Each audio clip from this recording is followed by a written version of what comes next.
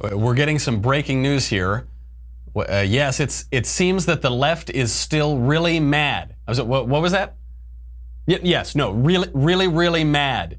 More specifically, the left is furious about Judge fill in the blank. We're receiving reports right now from NBC, ABC, CBS, NYT, CNN that Judge fill in the blank is the most dangerous and egregious Supreme Court nominee in all of U.S. history, and they are certain that he or she will ensure the destruction of the republic. We will analyze the SCOTUS pick, the fallout, and how Republicans should react. Then, what the nomination means for the midterms and Democrats' central problem. I'm here to help as the leading expert on the Democrat Party, writing the most important political tome on the Democrat Party. I will explain to you Democrats your problem. All that and more. I'm Michael Knowles. This is The Michael Knowles Show.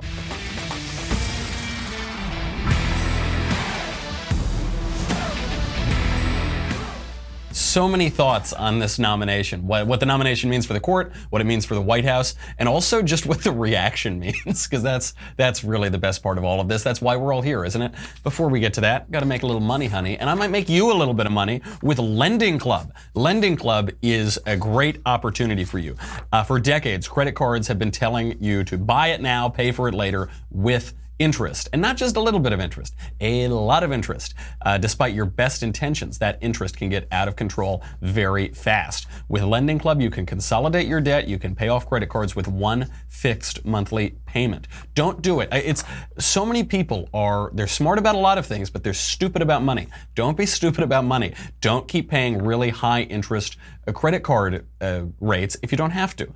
Since 2007, Lending Club has helped millions of people regain control of their finances with an affordable fixed rate personal loan.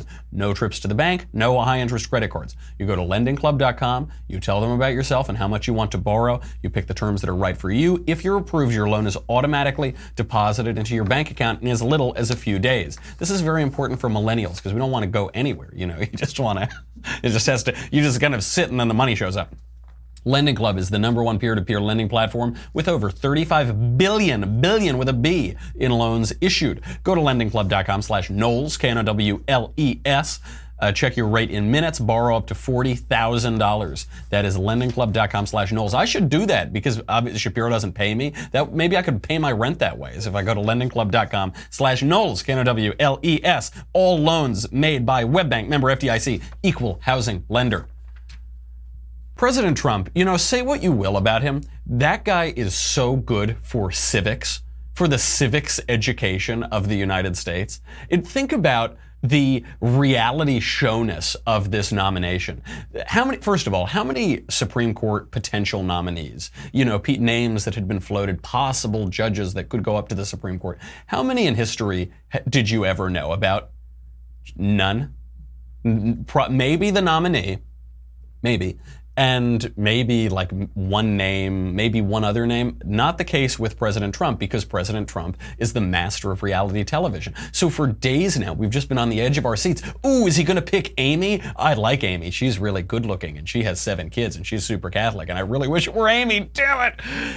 We'll talk about that in a second. Or, is it going to be Ray Kethledge, or is it going to be Brett Kavanaugh, or is it going to be Hardiman? Is it going to be Pryor? Who's it going to write? And we're all tuned into this. This is actually a good thing for American civics, because now that Donald Trump, in large part, has made politics replace entertainment, we're paying attention to it, and we actually learn a few things. Even, the Joe Schmo on the street is picking up a few things because it's dominating all of our media. So that, I think, is a good aspect of it. It's like edutainment. That's what they say about Bill Nye, except Bill Nye is terrible. Donald Trump is like the good Bill Nye. He wears loud clothing. He's been on television since we were all kids, but he's like the good version. He does good things, and Bill Nye just spouts nonsense.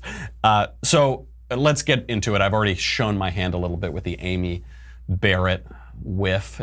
Some, especially cultural conservatives, we were really hoping for Amy Coney Barrett, who's a federal judge who was nominated last year and confirmed under President Trump. And I will say a little bit of this is just the reality TV-ness of it, because before 3 months ago, what did you know about any of these judges? Nothing? Nothing, of course not. And what do you know now? Probably not very much, though you've read a little bit. I mean, it has kind of seeped in a little bit, osmosis. Maybe you've read some decisions or you've read about some decisions. So the cultural right was a little upset that they whiffed on Amy Coney Barrett. She was a clerk for Scalia. She's written about originalism pretty explicitly. Judge Kavanaugh, who was ultimately nominated, they thought, oh, he's got ties to the Bush family. Oh, he talks a little bit about precedent. Ooh, I don't know about this. But it's worth pointing out, intense, hardline, rock-ribbed cultural organizations on the right have come out in favor, pretty vocally, of Brett Kavanaugh. It's not like Kavanaugh is Justice Kennedy or Souter or something like that. That's ridiculous. National Right to Life says that he has a good record as an originalist. The Susan B. Anthony list, pro-life list, says that he's an outstanding choice, their quote. Tony Perkins from the Family Research Council said, quote, Judge Kavanaugh has a long and praiseworthy history of judging as an originalist. We look forward to having a justice with his philosophical approach on the court. That's pretty good. I'm not saying this is the perfect nominee ever, but that's pretty good. We really don't have a lot to complain about. And remember, we thought it was going to be Hillary, so now it would just be awful and our Constitution would be ripped to shreds. And then when Trump got it, there were a number of us, myself included, who thought, well, he might be like a Democrat. He's been a Democrat at points of his life. He's said very left-wing things at various points. He might, maybe the best we could hope for is Kennedy. And that's not true. We're getting much more originalist, much more textualist, more conservative lowercase c justices, including Brett Kavanaugh. That's pretty good. You can't really complain about that. I also don't want to become one of these, never Trump people, even for 2 seconds. And that is what The Hill ran this headline today. Hashtag Never Trumpers dominate media despite Trump party loyalty at historic high. And you might have noticed that if you have tuned in at all to the mainstream media, which I have not. But they get all these guys on television, like Bill Kristol, Steve Schmidt, former GOP, who left Jennifer Rubin. I don't know that she was ever actually a Republican, but she plays one on TV. Anna Navarro, and they're on TV all the time. Except what's so strange about that is that David Brooks, Brett Stevens, it goes on and on and on. David Frum. What's so strange about that is, according to Gallup, right now President Trump has record high approval within his own party, 87%. The polls show anywhere from 83 to 90% approval within his own party. This beats everybody. This beats Ronald Reagan. There's one minor exception. After 9/11, President Bush had a comparable or higher approval rating within his own party, but that waned shortly after 9/11. Right now, approval among Republicans of Donald Trump is higher than approval of Ronald Reagan at his 500-day mark in office. That is pretty good. The one caveat to I'll say my worries about Kavanaugh, and then we'll get into just celebrating it because the leftist tears are too much and we'll drown if we don't celebrate and start guzzling them quickly. The thing with Kavanaugh is he better have some hard ribs. He really better show up, because this was a once in a lifetime opportunity. You've got a Republican Senate, you've got the swing vote, the major swing vote, resigning, and you've got this conservative Republican president in office. You've got the simple majority to confirm the Supreme Court justice. So we were I kind of wanted Attila the Hun. I was campaigning for a Justice Hun or a Justice Khan, Justice Genghis Khan. I thought he might be good too. You really want somebody who is hardcore, like a Mike Lee, or apparently like a Judge Amy Barrett, because you want to make sure that we can undo some of the havoc that the left has wrought on the American legal system, in particular Roe versus Wade, in particular, but many other cases that emanate from that. And I think a lot of cultural conservatives are a little nervous because the anti-Roe v. Wade bona fides of Brett Kavanaugh are slightly in question. I don't want to overstate this. There are just certain things that make us feel a little uneasy. We know that Justice Roberts gave us a very an absurd opinion in Obamacare. We've been burned before. We've been burned by Roberts a little bit, certainly by Kennedy, definitely by Souter, very much by Souter. So we just don't want to get burned again. This is a once in a lifetime opportunity. I hope it works out, because if it doesn't work out, the cultural right is just never going to forgive the establishment right, and it is going to create real fissures in this party, and it's going to make the nominating process even harder than it was before. So let's hope it works out. my last worries about Judge Kavanaugh, I'll show you a little bit just in the clip of his remarks last night, and then we'll get down to celebrating. Here's future Justice Brett Kavanaugh. A judge must interpret statutes as written, and a judge must interpret the Constitution as written, informed by history and tradition and precedent. My law clerks come from diverse backgrounds and points of view. I am proud that a majority of my law clerks have been women. Okay, those were two remarks that stuck out to me. Doesn't seem like a huge deal. What, Michael? You don't like women? I love women. Look, I was kind of hoping a woman would be nominated to the court this time. I just found those remarks a little worrying because he said the text has to be interpreted by, what the text plainly means, what it meant at the time of ratification, by tradition and precedent. And what we're assuming is this was just a line he threw away for the Democrats during the nominating process, so they can point to it and say, no, he accepts precedent, he accepts stare decisis. Justice Scalia himself, no less a man than the great Justice Scalia, said that he was a faint-hearted originalist because there is a role for stare decisis, there is a role for precedent in jurisprudence. You just get a little worried. You just think, what's that? What does that mean? I don't know what that means. And then with the women remark, he said, I'm proud that most of my clerks have been women. I just sort of thought, why? Why are you proud of that? Why do you care one way or the other? If the whole idea is that the clerks and the justices are supposed to interpret the texts as they mean, what does their sex have anything to do with it? Now look, I know why he did it. He's kind of throwing out these lines to make him more palatable to Democrats. I just think, are we going to play that game? Is that what it sounds a little squishy, just like I'm proud. It's like the binder's full of women. I'm so proud that most of my employees are women. Why? Who cares? It's fine if most of your employees are women. It's fine if most of your employees are men. I don't care. It doesn't matter. Just those were the two things. Give me a little, I don't know about that. Now we'll get to all the good stuff. Before we do that, we got to make a little more money. We have to. This is a capitalist show. This is a capitalist country. We're conservatives here, Thrive Market. And what is more conservative than organic groceries? ThriveMarket.com/Michael, Michael. I really want to thank our sponsors at Thrive Market because I love their products. I use it all the time. You can get great savings on all of their products you need to live a healthy life. I am actually really serious about this. I think there's this idea, this caricature of some conservatives is just eating sludge out of the street, which is, I don't need good food. I don't need blah, blah, blah. What are you talking about? Think of Winston Churchill or something. I think he probably ate Ronald Reagan. They treated themselves well. You should too. Thrive Market is a revolutionary online marketplace on a mission to make healthy living easy and affordable for everyone. You can shop for thousands of the best-selling non-GMO foods and natural products, always at 25 to 50% below traditional retail prices. Check out the Thrive Market brand products. They are the highest quality ingredients at even more affordable prices than the current premium products carried on the site. I use a ton of their products all the time. I use their pinoli. I use their olive oil. It's all superb quality. You won't get better quality and a really good price.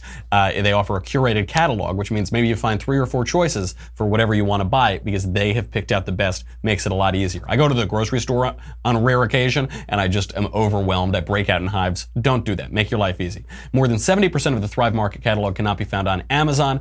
It's the largest retailer in the country that sells exclusively non-GMO groceries. It's really, really good. Users right now, don't say I never did nothing for you, will get $60 of free organic groceries plus free shipping and a 30-day free trial. Only my listeners, though. Users will get $20 off their first 3 orders of $49 or more plus free shipping, but you're going to spend more than $49 anyway. They have such good products. Do the math. You spend $49, Thrive automatically gives you back $20, so your total purchase becomes $30. You get this deal 3 times in a row. I'm no math major, but that is a good deal. Go to thrivemarket.com/Michael. Get your instant $60 off groceries. thrivemarket.com/Michael, Michael. All right, let's get to the good stuff. Can we? I'm done fretting. I just wanted to, get that off my chest. If today, we had some, Genghis Khan, Justice Khan were about to take control of the court and just obliterate Roe v. Wade and just crash the administrative state, overturn Chevron deference, I'd be dancing on my desk. But this is pretty good too. This isn't so bad. One thing I know that we have to do, now that I've gotten that off my chest, is conservatives and Republicans have to unify behind Brett Kavanaugh. We need to unify behind this pick for a number of reasons. One, he's a good pick. He's a good pick. The main objection to him from some quarters that he was a Bushy, he worked for George Bush, that's ridiculous. If you're a young legal star in the last quarter century, you're going to work for a Bush. That's just how, the Bushes have been the previous two Republican presidents. That's who you're going to work for. He's a good pick. He's got a long record too. This was kind of the argument which I felt about Judge Barrett, is she seems great. She seemed so rock-ribbed, worked for Scalia, but she's only been a judge for a year. So there's not a lot of record there. And I actually did have this thought. I thought, if Judge Barrett gets it and she turns out to not be really rock-ribbed or originalist down the road, I'll feel kind of bad because we're making a little bit of a bet here. It was only 1 year that she's been a judge. This guy's been a judge for a dozen years. That's pretty good. Also, the president should have some leeway on here. This president has been good so far. He's been really good for conservatives. He's been the most conservative president in most ways that certainly in my lifetime, and that I could even imagine, really. So that's pretty good. And the final reason why we need to unify, because the left is going to rip him apart. They're already trying to rip apart Judge fill in the blank. The main reason we have to unify and support Judge Kavanaugh, these tears are just so delicious. They're just so good. I can't. Do you really want to deprive yourself of these? Because I don't think I could do it. The left is generically outraged. They're not particularly outraged because they don't know anything about this guy, and they were already outraged before the pick came out, but they're generically outraged, and that makes today so yummy. Very good. Outside, there was this major protest outside of the Supreme Court last night, and I kid you not, there were journalists who caught photos of the people. They just showed up with fill-in-the-blank protest signs. They say, "We need to stop blank, Judge blank, stop blank's nomination. Blank is a racist. Blank is a second, whatever. Blank is going to destroy women," or something. You just think, guys, you are so transparent in your just partisan hackery. There's nothing, you're not even you didn't even go into a little corner and no, you just showed up with a blank, fill in the blank sign. And then the other great one, if you sign up on political websites and you have an email inbox, and I'm sure you saw this yesterday, a bunch of these left-wing organizations sent out their generic fill in the blank email and they forgot to fill in the blank. So this was the Women's March statement on Trump's extremist SCOTUS nominee. That was the headline of this press release. Quote, "A response to Donald Trump's nomination of XX to the Supreme Court of the United States, the Women's March released the following statement." All right. It's not like Xmas, Christmas, like that stands in. I don't think that works for Brett Kavanaugh. It's just this, but they probably wrote it a week ago. They say this is terrible. It really takes the wind out of their sails, really makes their argument a little incredible. Democracy for America, another one of these left-wing groups, sends out this message. "SCOTUS, DFA will fight Kavanaugh, says she represents a generational assault on justice, freedom, and core democratic values." Now, did you catch that? Did you catch what happened there? They thought it was going to be Barrett. So they just assumed, they put the pronoun she. I can't believe, by the way, Democracy for America, they didn't even ask Judge Kavanaugh his preferred pronoun. Did they assume his gender? You have to ask your preferred pronoun. Just totally weak hackery. But it wasn't just them. It was everybody. It was all of these activists at the Supreme Court. Shannon Breen for Fox was out there. She was going to do a live show at the Supreme Court. They had to shut it down because she felt unsafe. She said, "I've never really felt unsafe reporting on the ground. This is insane. Way worse than the Gorsuch nomination," which is funny because it seems like Gorsuch is a more rock-ribbed nominee. I'm not entirely sure that's fair. It's really hard to rank judges on scales of conservatism or originalism because there are just so many issues that come before them. But yeah, apparently the protests against this guy, Kavanaugh, were much, much worse than against Gorsuch. Why is that? It's just all fake, astroturfed election year nonsense. So let's get to what really matters. Because the Democrat activists weighed in, that's fine. The Democrat PACs weighed in, that's fine. But the real leaders of that party, the real spokesmen, are the celebrities. They're my neighbors here in sunny Hollywood. And the things they tweeted were they were disingenuous, they were fill in the blank, and they were also just very stupid, as is always the case in Hollywood. It's why my Tumblr is especially full this morning. I know some of you in the center of the country and on the East Coast, you don't get to enjoy quite as many salty tears as I do. Joss Whedon the director, tweets out, even considering this nomination will cement the first American dictatorship. Kavanaugh. Get it? His name's Kavanaugh. Kavanaugh. So it will cement the first American dictatorship. I don't think there's ever been an American dictator. If there had, would it be Donald Trump, the guy who's lowered taxes, increased religious liberty, decreased regulation? Would it be that guy, or the one who remained president for the entire rest of his life, 4 terms, interned Japanese Americans, just put a bunch of Americans into prison camps, tried to stack the court, overturn the constitutional order, create blatantly anti-constitutional government programs? Which one would it be? Would it be that guy, the great Democrat president Franklin Roosevelt, or would it be Donald Trump, who, despite all of the press releases and all of the Democrat hullabaloo to the contrary, is not authoritarian at all? Has not shown any authoritarian tendencies whatsoever.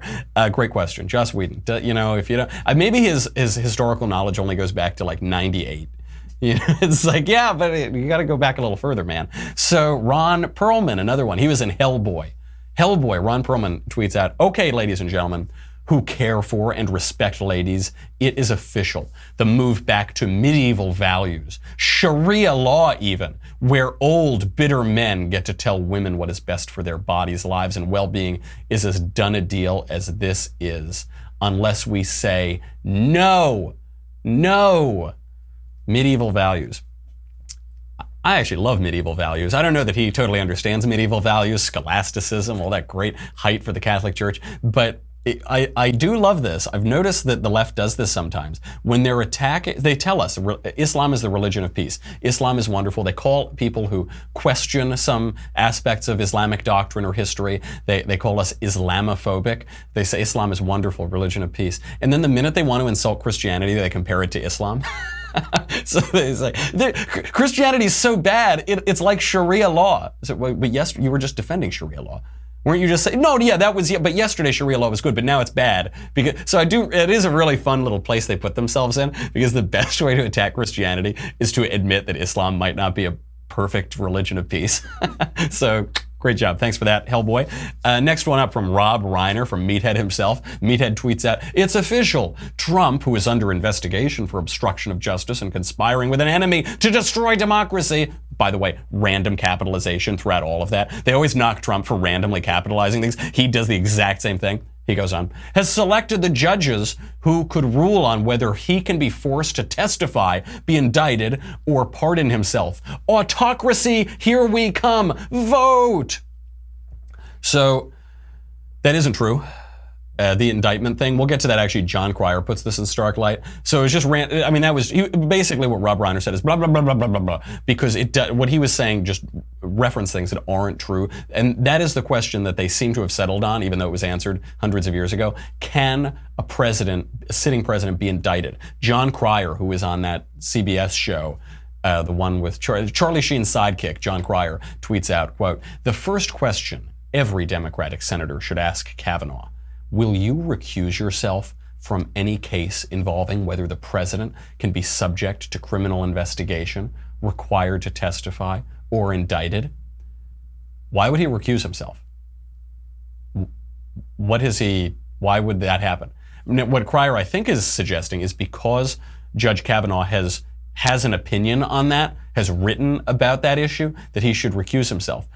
Just follow the logic of that for a second. If judges who have written opinions about public matters recused themselves when those matters came up to higher courts, there wouldn't be any judges anymore, because that's their job. That's what they do. They write opinions on public matters. Having an opinion on a public matter is not grounds for recusing yourself. You recuse yourself if there's some conflict of interest or something. If Judge Kavanaugh were Donald Trump's son, perhaps he should recuse himself because he had an opinion about it. That's the premise of the judiciary. But no one's ever blamed network sitcom actors for being too precise in their historical knowledge. The other question here is that Rob Reiner brings up, John Cryer brings up, all these guys are bringing up, can the president be indicted? The Democrats are focusing in on this line of attack. They're going to say Kavanaugh he's really there to help Trump not be indicted for whatever. Like, The president can't be indicted.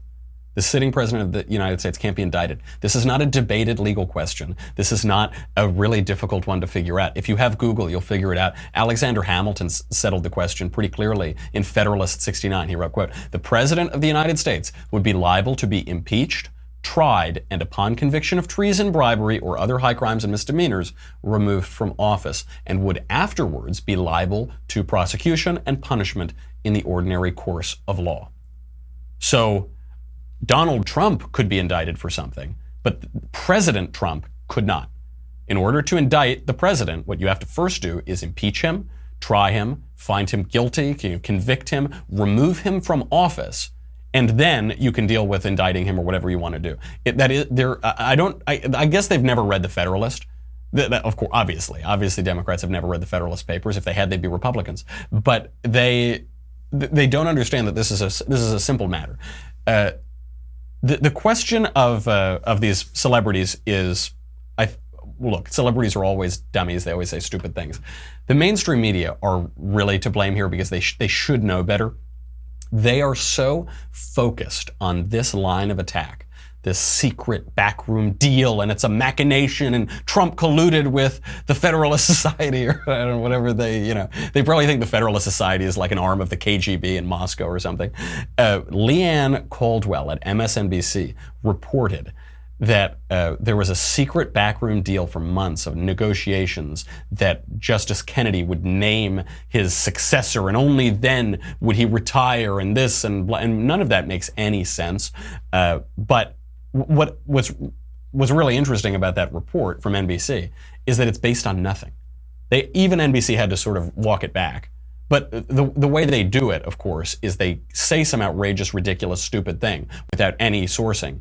And then everyone tweets it, and that spreads everywhere. And it's out in the ether. And then a little later on, they say, oh, but maybe we weren't right. But nobody tweets that one. Nobody tweets the correction. Nobody tweets the retraction. So what Leanne Caldwell at NBC reported is there were these assurances, these backroom deals. There was all this haggling with Justice Kennedy, which of course makes no sense if you look at the incentives for any of that to happen. But she based that on one source that didn't hear firsthand any of that happening. He heard it as a secondhand rumor from someone else who also isn't named. So their source, not corroborated by anybody, is just like gossip in the children's cafeteria. That's NBC. That's what they've reduced themselves to. But they're just hacks at this point, right? They're not actually doing investigative journalism. They've just become hacks. I wish they knew something here because it would make it sort of more interesting to grab hold of and argue with them. But it is really entertaining that they don't know anything. At this point, I actually think President Trump could have nominated Merrick Garland and they would find a way to attack him. They would say, well, it was a backroom deal with Garland. Garland's now a Republican or something. It doesn't make any sense. All of the lefties who know nothing are extremely mad.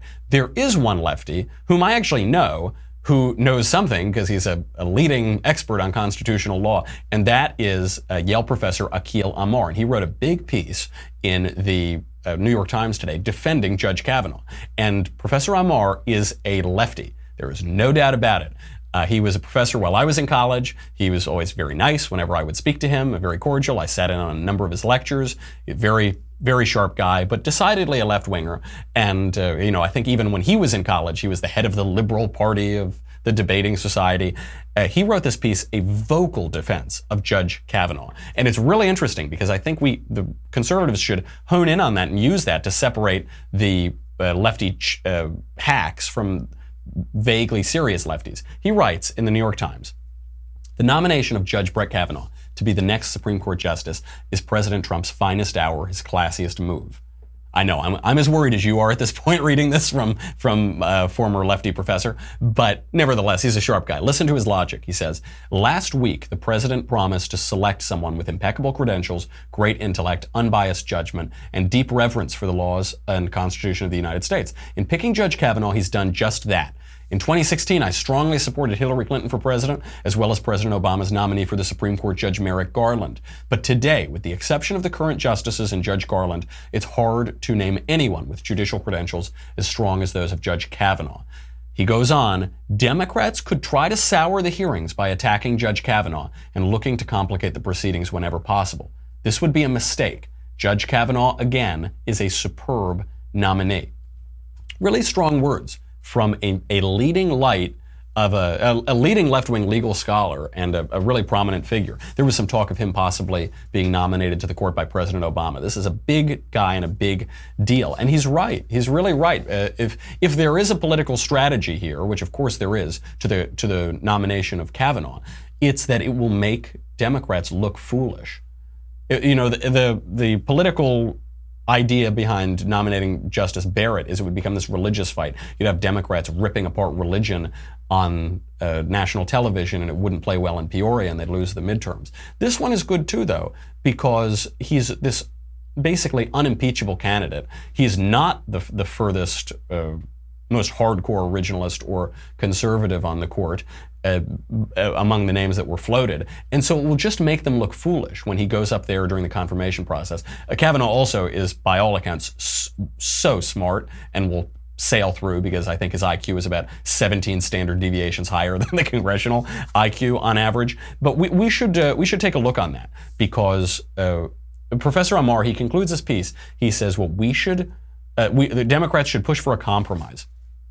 Vote yes, Senate Democrats should vote yes on Kavanaugh, or clearly state two better nominees who even possibly could have been nominated by this administration, by a Republican administration. Vote yes or state two better people. And of course, no Senate Democrat could do that. They probably couldn't name 3 federal judges, period.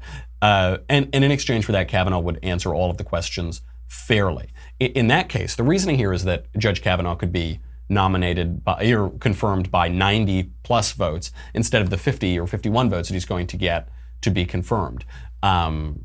That would be nice. It would be good in the United States to have some sense that not everything is just some bitter partisan battle and some hacked battle, you know, that there actually is some consensus over what the role of government is, what the role of the executive is, how the Senate can play a role in that to advise and consent, confirm these justices.